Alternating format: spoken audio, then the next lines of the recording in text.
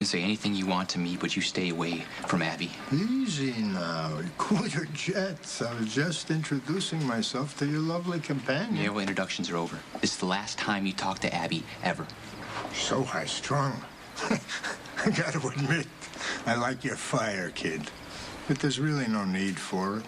I'm just a harmless old man with a new lease on life. What's the big deal about me trying to make a few new friends? We're not friends. Well, not yet. Listen, I sympathize with your plight. Two young lovers defying the world to be together is a beautiful thing. It gets me right here, every time.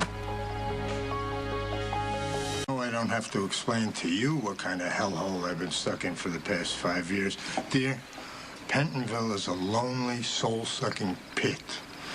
Sure does make you appreciate life on the outside, though, doesn't it? And clearly, you've already been appreciating the finer things in life. I mean, look at this lovely creature. It would be such a shame if something ever happened to separate you two. Abby and I are just fine, and nothing's going to change that. I sure hope not. I'm already a big fan of you two.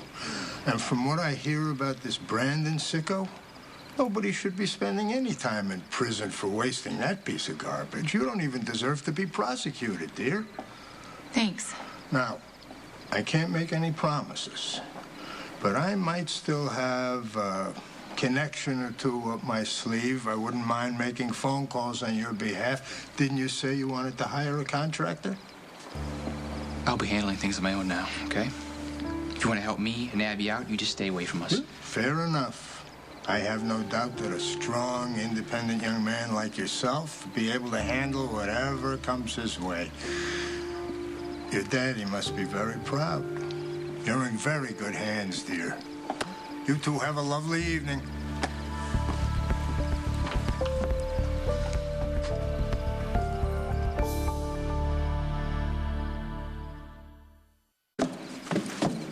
Hey, Christina? Hi.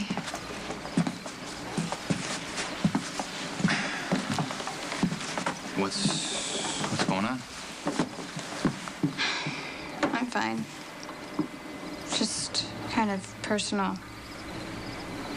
I'll just tell you about it later. No, stay here with Michael. It's okay.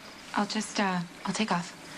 I'll meet you at Kelly's later, okay? Just I'll call you in a few. Okay, all right.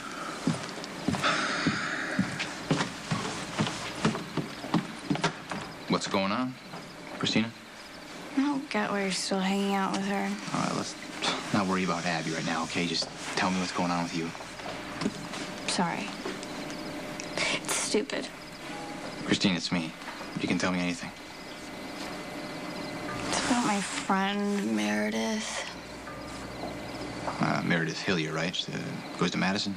She okay? She's fine. She's great, actually.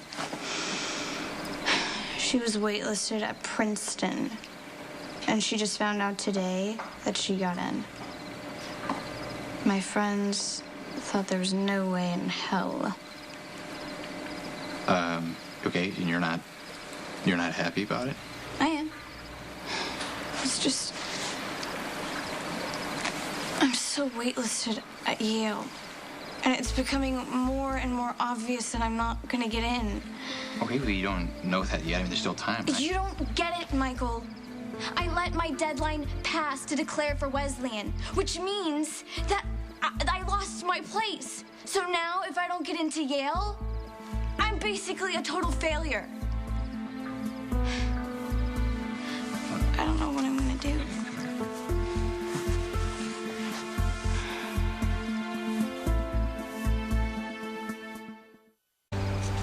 Hey. Hey.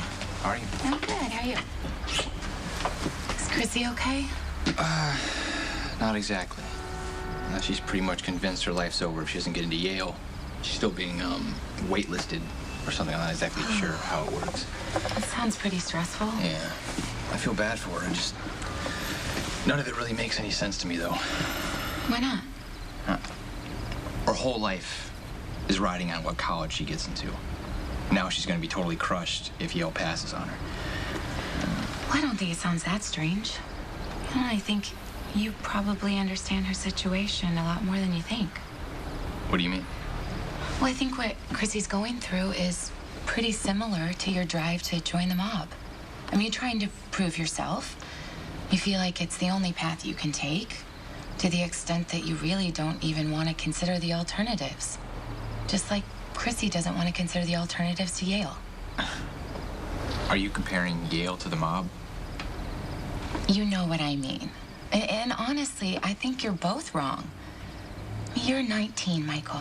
You've still got your 20s ahead of you and your whole life after that. I mean, most people change up the course of their life 3 or 4 times before they even turn 30. You know, new jobs, new towns, new ambitions, whatever it may be.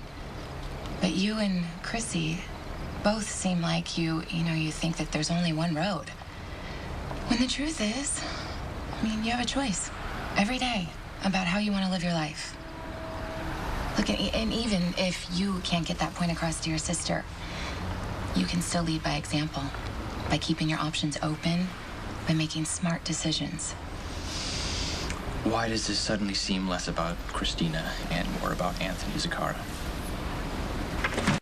You talking to Anthony Zakara earlier really scared me. You shouldn't trust a word out of that guy's mouth. I have good instincts about people like that, okay, because of the time that I spent with Brandon. Look, Anthony set up Brandon's murder. Okay, that means he knows who the killer is and how to find her. Look, all I'm trying to do is help. I want the charges to go away more than anything. What? I went to Johnny's earlier today to ask him about the same thing. He claims that he doesn't know anything more than we know about the hit woman. What does your instinct say about Johnny? I mean, he has an agenda, but his goals are different than his father's. And? And I think that Johnny genuinely wants to help us. Okay, then maybe we should let him.